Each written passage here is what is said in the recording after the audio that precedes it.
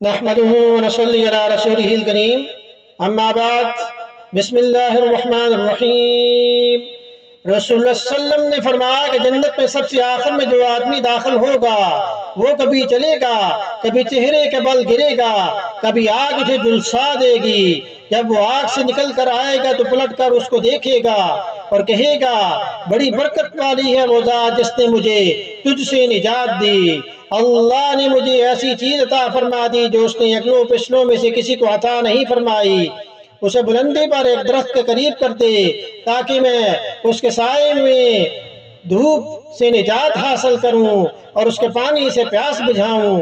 اس پر اللہ تعالیٰ فرمائے گا اے ابن آدم، ہو سکتا ہے میں تمہیں یہ درخت دے دوں تو تم مجھ سے اس کے سوا کچھ اور مانگو۔ وہ کہے گا نہیں اے میرے رب، اور اللہ کے ساتھ عہد کرے گا کہ وہ اس سے اور کچھ نہ مانگے گا۔ اس پر اللہ تعالیٰ اس کے عذر کو قبول کریں گے کیونکہ وہ ایسی چیز دیکھ رہا ہوگا جس پر وہ صبر کر ہی نہیں سکتا۔ تو اللہ تعالیٰ اسے اس درخت کے قریب کر دے گا اور وہ اس کے سائے میں دھوپ سے محفوظ ہو جائے گا اور اس کا پانی پیے گا۔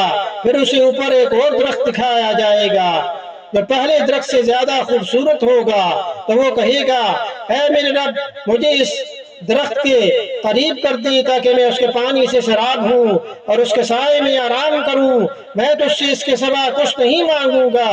اس پر اللہ تعالیٰ فرمائے گا اے آدم کے بیٹے، کیا تم نے مجھ سے وعدہ نہ کیا تھا کہ تم مجھ سے کچھ اور نہیں مانگو گے؟ اور فرمائے گا مجھے لگتا ہے کہ اگر میں تمہیں اس کے قریب کر دوں تو تم مجھ سے کچھ اور بھی مانگو گے۔ وہ اللہ تعالیٰ سے وعدہ کرے گا کہ وہ اس کے علاوہ اور کچھ نہیں مانگے گا۔ اس کا رب اس کا عذر قبول کر لے گا کیونکہ وہ ایسی چیز دیکھ رہا ہوگا جس کے سامنے اسے صبر نہیں ہو سکتا۔ اس پر اللہ اسے اس درخت کے قریب کر دے گا، وہ اس کے سائے کے نیچے آ جائے گا اور اس کے پانی سے پیاس بجھائے گا، اور پھر ایک درخت جنت کے دروازے کے پاس دکھایا جائے گا جو پہلے دونوں درختوں سے زیادہ خوبصورت ہوگا۔ تو وہ عرض کرے گا اے میرے رب، مجھے اس درخت کے قریب کر دے تاکہ میں اس کے سائے سے فائدہ اٹھاؤں، اس کے پانی سے پیاس بجھاؤں، میں تم سے اور کچھ نہیں مانگوں گا۔ اللہ تعالیٰ فرمائے گا اے آدم کے بیٹے، کیا تم نے میرے ساتھ وعدہ نہیں کیا تھا کہ اور کچھ نہیں مانگو گے؟ وہ کہے گا کیوں نہیں میرے رب، وعدہ کیا تھا، بس یہی، اس کے علاوہ اور کچھ نہیں مانگوں گا۔ اس کا رب اس کا عذر قبول کر لے گا کیونکہ وہ ایسی چیز دیکھ رہا ہوگا جس پر وہ صبر کر ہی نہیں سکتا۔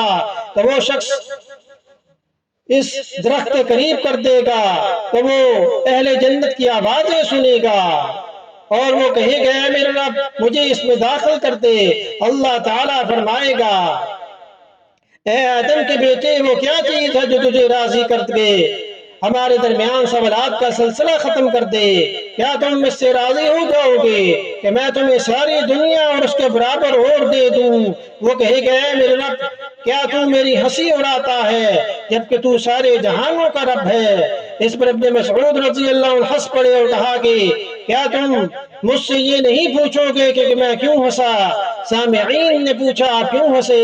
کہا کہ اس طرح رسول اللہ صلی اللہ علیہ وسلم ہنسے تھے۔